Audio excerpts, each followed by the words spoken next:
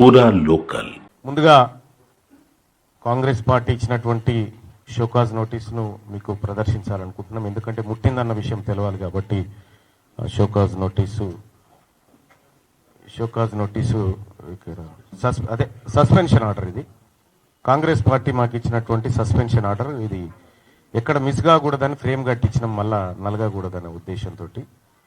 So దీంతో ఈ frame తోటే దీంతోటే బీసీలకు రాజ్యాధికారం ఎట్లా రావాలో చూపిస్తాం దీంతో. సో ఈ సస్పెన్షన్ ఆర్డర్ మాకు అందింది. ఇది పంపించేలా ప్రయత్నం చేసినటువంటి గౌరవ ముఖ్యమంత్రి రేవంత్ రెడ్డి గారికి మీరు చాలా రోజుల నుంచి ప్రయత్నం చేసిరు. పాపం సస్పెండ్ చేయాలి అనేటువంటి తపన. మొన్న కరీంనగర్ మీటింగ్ పోతుంటే కూడా కారు ఎక్కినాక కూడా మళ్ళీ మహేష్ కుమార్ గౌడ్ గారిని రిక్వెస్ట్ చేసి ఈ 1-2 డేస్లో చేయాలన్నా ఎట్లన్నా చేసి అని చెప్పి మీరు తాపత్రయపడుతున్నటువంటి విషయంలో నేను అర్థం చేసుకోగలుగుతా మీ బాధ.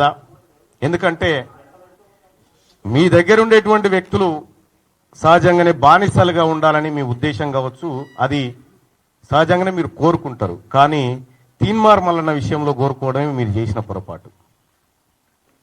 ఇక్కడ సస్పెన్షన్ అనేది తీన్మార్ మల్లన్న కాంగ్రెస్ పార్టీకి సంబంధించినటువంటి దానిపైన నాకు ఏ ఇబ్బంది లేదు. అది నా వ్యక్తిగతమైనటువంటి అంశం.